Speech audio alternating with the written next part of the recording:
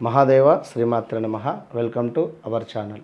October నెలలో ద్వాదశ రాశుల వారికి కూడా ఏ విధంగా ఉండబోతోంది అనేటువంటి విషయాన్ని ఈ యొక్క వీడియోలో తెలుసుకుందాం.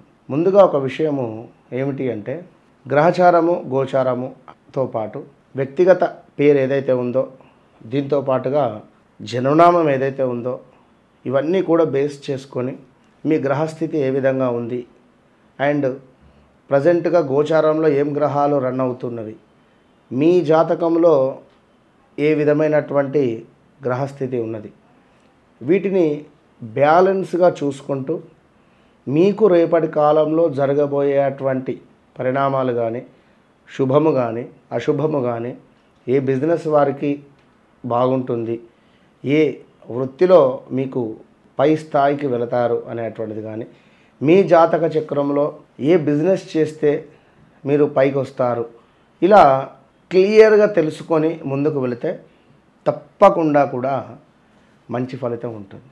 ఉదాహరణ ఏమిటి అంటే లగ్నం వచ్చేసి ధనస్సు లగ్నం అయింది, రెండవ స్థానానికి అధిపతి అంటే ధన స్థానానికి అధిపతి ఎవరైతే ఉన్నారో వృశ్చికంలో ఉండడం జరిగితే మోటార్ రిలేటెడ్ కానీ ఇనుము రిలేటెడ్ కానీ రెస్టారెంట్ రిలేటెడ్ కానీ మనీ రిలేటెడ్ ఇతనికి అచ్చుబాటు ఉండదు. అంటే ట్రాన్సాక్షన్ విషయంలో ఇతను ఇన్వెస్ట్మెంట్స్ చేసినా కూడా లాస్ అయ్యే ఛాన్సెస్ ఉంటుంది ఎలాంటి బిజినెస్లో అయినా.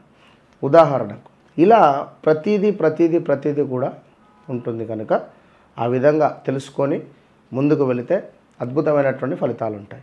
కన్యా రాశి వారికి అక్టోబర్ నెలలో ఏ విధంగా ఉండబోతోంది అనేటువంటి విషయాన్ని చూసుకుంటే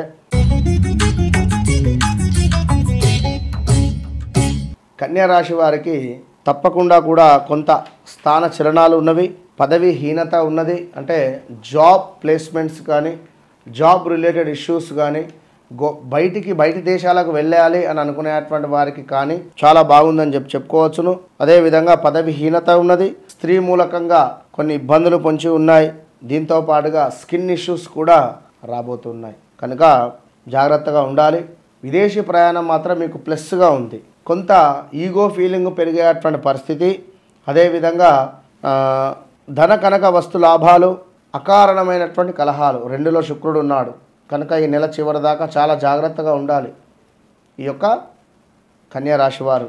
ఇక అదేవిధంగా మరి యొక్క బుధ గ్రహము కూడా మీకు రెండవ స్థానంలో ఉండడం వల్ల బుధుడు మీకు లగ్నాత్ ఉండడం వల్ల కొంత దుర్మార్గమైనటువంటి స్నేహాలు, అకాల భోజనాలు అంటే టైం వేల తప్పినటువంటి భోజనాలు, ఆ విద్యలో వైఫల్యము, బంధుమిత్రులతో వివాదాలు, దీంతో పాటుగా కొన్ని కలహాలు మాత్రం పొంచి ఉన్నాయి.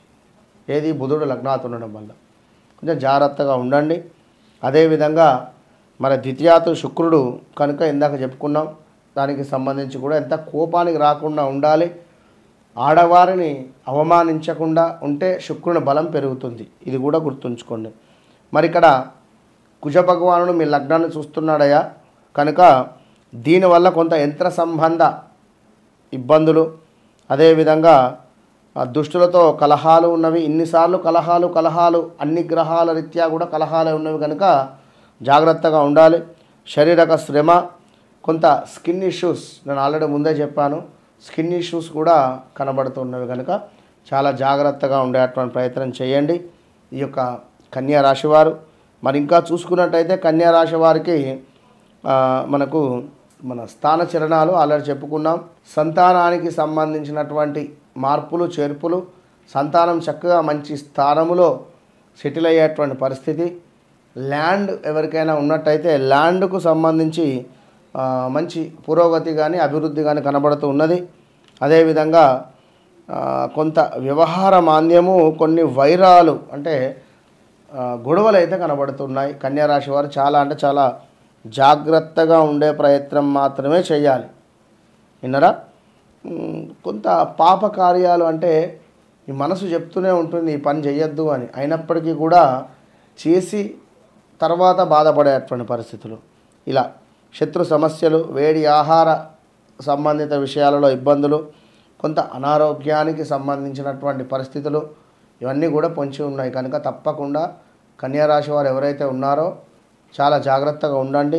మీరు ఆ యొక్క గురువుకు అదేవిధంగా సూర్యునికి సంబంధించి తప్పకుండా కూడా మంచి పరిణామము, అంటే సూర్యోదయం కంటే ముందే నిద్ర లేచి సూర్యునికి అర్ఘ్యం విడిచిపెడుతూ ఉండండి. ఎందుకంటే లగ్నాత్ ఉన్నాడు కనుక సూర్య భగవానుణ్ణి తప్పకుండా ప్రసన్నం చేసుకోండి.